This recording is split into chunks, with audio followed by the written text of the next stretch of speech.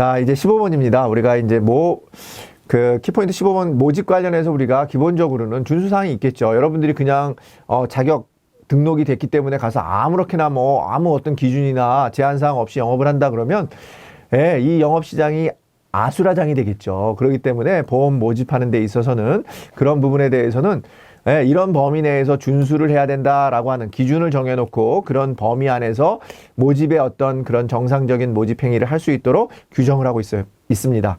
만약에 그렇지 않으면 큰 문제가 발생할 수 있기 때문에 그렇습니다. 내용을 살펴보면은 당연히 계약 체결 또는 모집에 관해서도 그죠? 여기 나와 있는 것처럼 다른 모집 종사자의 명의, 여러분들의 명의가 아닌 다른 모집 종사자의 명의를 이용해서 계약하는 행위 안 되겠죠. 정당한 이유 없이 장애인의 보험가입을 거부하는 행위, 장애인 차별금지 방지법에 의해서 여러분들 3천만 원 이하의 벌금 또는 3년 이하의 징역, 아주 센 벌금, 징역 처벌받습니다. 그러니까 여러분 조심하셔야 되고요. 부당 권유 행위. 자, 보험 상품의 내용을 여러분들 사실과 다르게 알리거나 여러분이 단전적인 판단을 해요.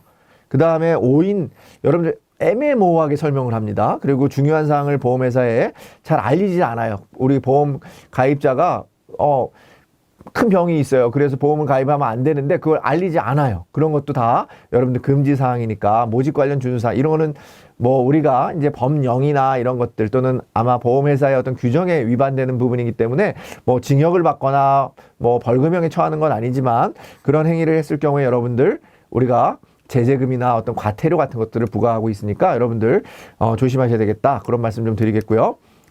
특별 이익을 제공하는 경우 있습니다. 요 시험에 자주 나오는데요. 요 중에서도 자주 나옵니다. 여러분들 처음 생소하기 때문에 특별 이익이라고 하는 것은 어떤 이익을 주는 거잖아요. 그런 특별 이익을 제공하는 건데 그 기준이 있어요.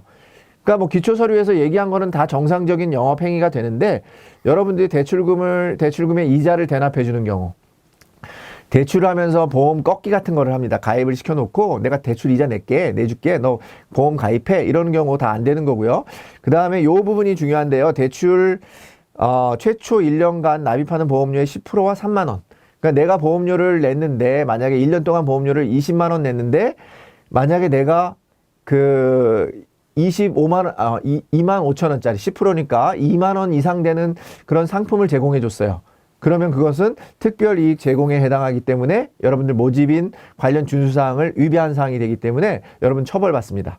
그 다음에 보험 안내자료, 여러분들이 이제 보험을 판매하기 위해서는 여러분들이 이제 이런 방송이나 인터넷 홈페이지를 통해서 불특정 다수에게 안내를 하죠. 여러분들 가셔가지고 보험 판매하기 위해서 어떤 자료를 보내주고, 자료를 이제 메일이나 아니면 톡이나 이런 방법으로 여러분들 보내줄 텐데, 그런 부분에 대해서도 기본적으로 반드시 들어가야 되는 사항들, 이게 여러분들이 해지를 하게 되면 보험료를 낸 금액보다 적게 받는다든지 아니면 어떤 사고에 대해서는 여러분들이 보험금을 받지 못한다든지 이런 중요한 내용들을 안내하는 내용이 되겠습니다. 근데 여러분들이 그런 안내 자료는 여러분들이 임의로 제작하면 안 되고요. 모집 설계사가 임의로 제작하는 게 아니라 만약에 여러분들이 제작을 했다면 반드시 여러분들 보험회사에 승인을 받아서 관리번호를 부여받아야 돼요. 승인을 받은 다음에 관리번호를 부여받아서 여러분들이 그러한 부분들을 사용하셔야 됩니다. 그러지 않은 경우에는 보험 안내자료 사용 위반 행위가 돼서 여러분들 마찬가지로 처벌을 받게 되고 있습니다. 설명 의무 위반, 여러분들이 중요한 내용들, 우리가 기본적으로 보험 상품에 관한 중요한 설명을 하지 않았을 경우에도 아까 여러분들 중요 설명하지 않으면 여러분들 뭐 합니까? 보험계약자는 계약자는 어떻게 할 수 있어요? 계약을 취소할 수 있습니다. 3개월 이내에 취소할 수 있고요. 통신수단을 이용한 모집 관련해서도 여러분들 요즘에 홈쇼핑 같은 거 보시면 어떻습니까? 그 밑에 보시면 연예인들 같은 경우 밑에 보시면 보험 설계사 자격시험 합격, 그래서 자격자를 가지고 있는 유자격자라고 하는 그런 자막을 보신 경우가 있을 것 같습니다. 통신수단을 이용해서 우리가 홈쇼핑이나 이런 데서도 보험을 모집할 때는 반드시 보험을 모집할 수 있는 자격이 있는 사람이어야 됩니다. 여러분들 마찬가지로 지금 여러분들이 만약에 홈쇼핑이나 아니면 통신수단을 이용해서 보험을 판매하려고 해도 이거는 그냥 나 자격 없어도 되는 거 아니야? 그게 아니라 반드시 보험을 판매할 수 있는 자격이 있어야 된다. 그런 부분 기억하시면 되겠습니다.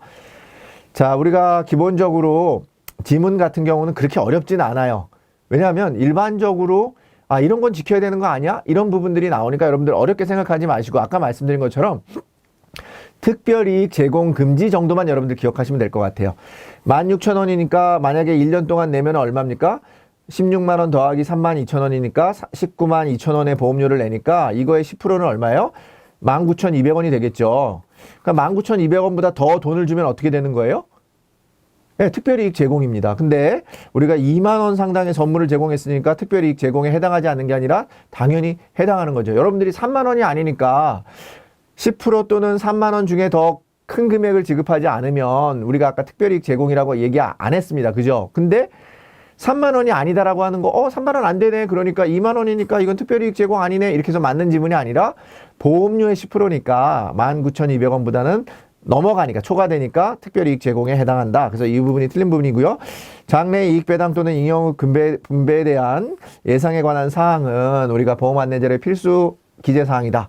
자, 이런 부분들은 필수 기재 사항이 아니라 기재사항이 아니라 보험 안내자료의 금지사항이죠. 그죠? 장래 이익 배당 이런 것들을 안내하면 안 되잖아요. 우리가 그죠? 금지되어 있어요. 이런 것들을 안내하면 안 되는데 아까 우리가 앞서서 키포인트 설명 들어보신 분 중에는 연금보험에 한해서는 우리가 5년간의 실적에 대해서 배당이나 이런 부분들을 장래 실적에 대해서 예시가 가능하다 이렇게 되어 있었죠. 근데 이런 부분들은 분배에 대한 예상에 관한 사항은 금지사항이 되니까 필수 기재사항은 아니다. 자, 보험 설계사 등이 설명한 내용을 해당 보험계약자가 이해했음을 구두의 방법으로 확인받아야 된다? 다 설명했는데 여러분들 오리발 내밀 수 있잖아요, 계약자가. 계약을 해지하고 싶어서, 취소하고 싶어서 오리발 내밀 수 있잖아요. 그러니까 여러분들이 피해를 볼 수 있잖아요. 그죠? 왜 여러분들은 보험 어렵게 가입을 시켰는데 그런 일이 발생하지 않도록 구두로 하시면 안 되고요. 반드시 서면에 의해서 여러분들이 확인을 받으셔야 된다. 라는 부분 꼭 기억하시면 좋겠고요. 전화, 컴퓨터 통신 수단을 이용하여 모집하려는 자는 보험업법상 별도의 모집 자격이 필요 없는 게 아니라 반드시 필요하다. 모집 자격이 없으면 안 되겠죠. 그래서 홈쇼핑 기억하시라고 했습니다. 홈쇼핑에 예를 들어서 누구 있죠? 유명한 아나운서들이 막 나와서 우리 보험 판매하는데 밑에 보면 언제 보험 설계사 자격 취득 뭐 이런 내용들이 다 들어 있습니다. 그래서 반드시 모집 자격이 필요 없다가 아니라 필요하다 이렇게 기억하시면 되겠습니다.